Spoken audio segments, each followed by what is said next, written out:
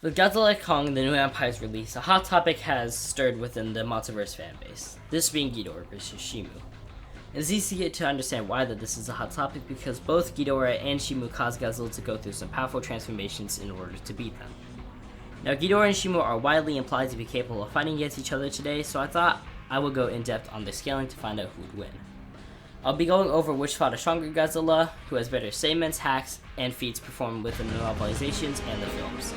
I will also be going over their solo stuff, and then after I will go over their statements that compare them to each other. Now, starting off with Shimo. Shimo has some impressive showings and statements of strength within both the movie and novelization of Godzilla Kong the Empire. One of the more impressive statements from the film is that it was confirmed that Shimo's power covered the Earth in its last ice age, which would result in around multi-continental levels of energy. The novel further expands upon the ice ages, stating that Shimo had created every ice age on Earth within the past 3 million years. However, the film contradicts this by saying that she only created the last ice age, but however you look at it, we know that she was capable of creating ice ages on the Earth, which would consistently have to be within the multi-continental range of power. And the only problem with these ice ages is that we have no idea how long it took for Shimo to create these ice ages, which can affect her scale. Now the GXK novel states that Shimo had frozen over billion within a few hours to a few minutes at max, and using these numbers, Shimo would have taken anywhere from 3 hours to 5 days at max to have created these ice ages on Earth. Now, this would still downscale Shimo because she can't do this instantaneously and it has to take time to create those, but this should still be within the multi-continental ranges of power. And speaking of Shimo freezing Greenland, calculations done by Apex Hunt vs. Battle Wiki and Godzilla King of the Monsters have reached anywhere from country to continental and even up to large planet levels of energy at the maximum. Now, when Shimo and Scar King appear in Rio, Shimo uses her breath to create a storm over Rio, which is calculated into the town levels of power, but likely should be far higher due to Shimo being able to freeze things at the subatomic level, which should result in continent to multi-continental levels of power. Now, in terms of the final battle, it's stated within the novel that Shimo is superior to both evolved and spiral evolved Godzilla, and that Shimo could have possibly stunned and maybe even knocked out Godzilla when she tossed him across Rio with her tail. Now, the only statement I might disagree with here is Shimo being above Spiral Evolved, because we see Spiral Evolved overpowering Shimo at the end of the fight, but that's up for debate because she was off guarded. But I will go over this in a separate video going over the entirety of GXK scaling as a whole. Now, speaking of Evolved Godzilla, it's stated that in the Spiral form he was compared to Burning Godzilla within the novel, and it's also stated by Greg Keyes that Spiral is on par or stronger than Burning Godzilla. Now, along with the fact that Spiral Godzilla's energy readings are the strongest energies ever recorded, but I have problems with these statements. The novelization of GXK's statement of Spiral being compared to Burning is not in power, but that they were afraid of him doing a nuclear pulse like he did against Ghidorah when he opened up his arms to shoot his Spiral Ray. Now, Greg Keyes' statement also gives us more clarification on Spiral versus power, the question on Burning versus Spiral. However, he states that Spiral has more power and is more controlled than Burning. However, unlike what most people think, the statement is only actually referring to nuke-damped Godzilla, because Burning wasn't going to explode, but nuke-damped Godzilla was, so this is a simple mistake by Greg Keyes. In terms of the strongest energy readings, Monarch has never actually been able to gather energy readings on Burning or nuke-damped Godzilla when he's hit by Ghidorah's 100 times attack, with the movie also saying that his power was going through the roof, meaning that his energy levels had both surpassed what his body could contain and what could be measured by Monarch.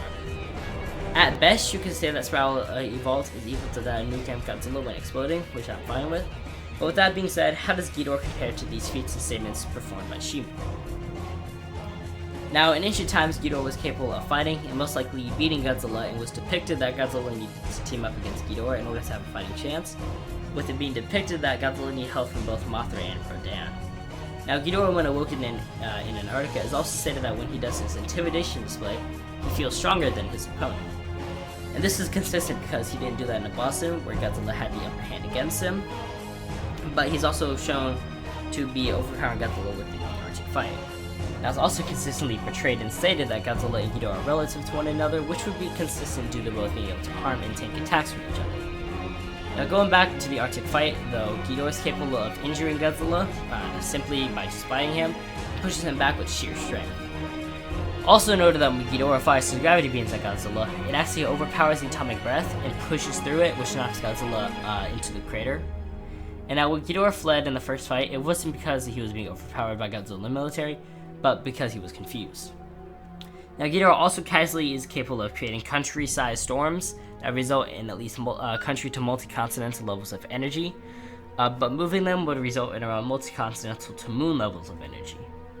Now, keep in mind that these storms are being generated from a weakened Ghidorah who's not full power until Boston, so you can easily get these storms higher. Now, when Ghidorah and Godzilla were battling in Boston, Ghidorah was capable of overpowering and harming a supercharged Godzilla until he was eventually overwhelmed by Godzilla, constantly growing stronger throughout the fight. And after Ghidorah bites into a grid, he grows stronger by at least 100 times, which was enough to overpower Godzilla, which massively wounded him. Now, Greg Keyes stated that without Mothra, Ghidorah would have been beaten by Godzilla in Boston, and also states that both him and Godzilla are equal. Now, this statement is likely referring to just when Ghidorah dropped Godzilla from the sky and started absorbing his energy, and that if Mothra didn't sacrifice herself, he wouldn't have won. Now, with all those being said, the solo statements and feats of both Ghidorah and Shimo, it would seem that on a consistent level, Ghidorah is capable of creating stronger things consistently and being able to use those per attack, with Shimo having to, create those ice ages in prolonged periods of time. Now, in this next session, this will be the comparison. And here we will compare statements between Ghidorah and Shimo that narratively have them at similar levels or on par with each other in the novel. Now, for starters, it's stated within the GXK novel that Shimo is the one who froze Ghidorah. Now, unlike what most people think, this would mean that Ghidorah was jumped in this fight, and by the time that Shimo froze Ghidorah, Ghidorah was heavily weakened. And we know this because it's stated that Mothra was helping Godzilla in the battle with Ghidorah, and now that it's confirmed Shimo was fighting as well, this could make it a 1v3. Now, I also want to point out that this is a joke statement because, the John Cena thing. But it's not a stretch to say that Mothra could have helped Godzilla, because we know that Mothra was depicted to have helped Godzilla battle Ghidorah in pretty much every battle. Now, this does raise some questions amongst Godzilla fans.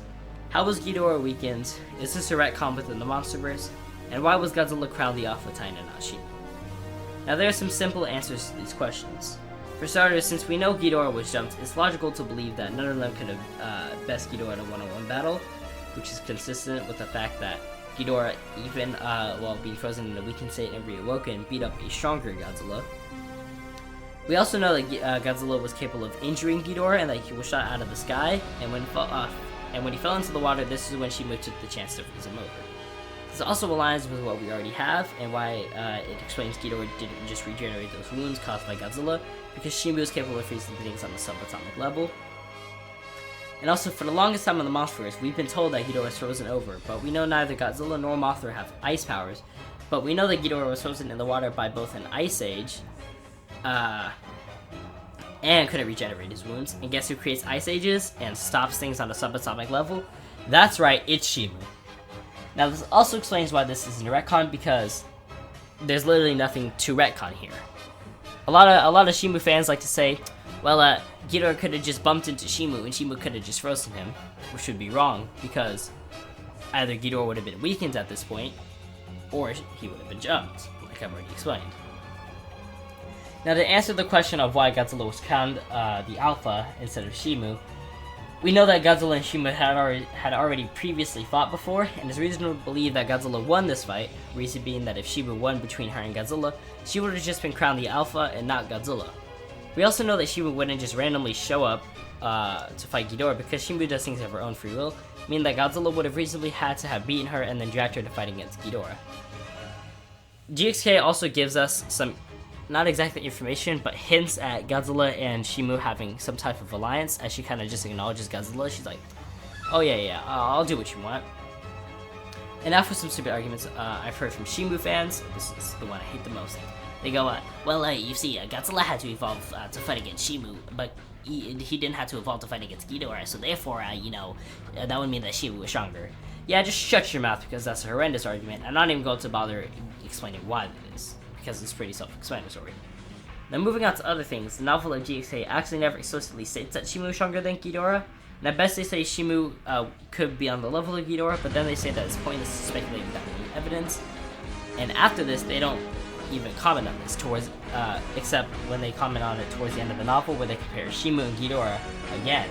but they don't compare them in terms of power, but in terms of personality, saying that Ghidorah is sadistic, just wanted to destroy Earth, while Shimo is more like Godzilla, you know, wanted to have balance. Now going back to some stuff I previously mentioned, since we have reasonable suspicion to believe Godzilla would beat Shimo, and it's stated that Ghidorah is Godzilla's strongest enemy, that would mean Ghidorah would be stronger than Shimo.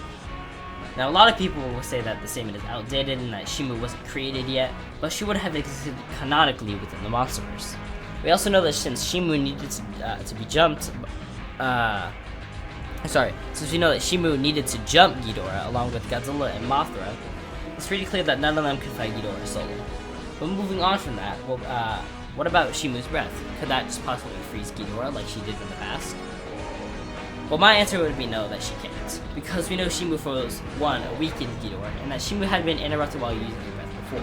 Most notably, she was stopped by just a bunch of electrical birds in GXK, and Mothra, who simply either headbutt or used her God Rays on Shimo, which caused Shimo to be stunned momentarily.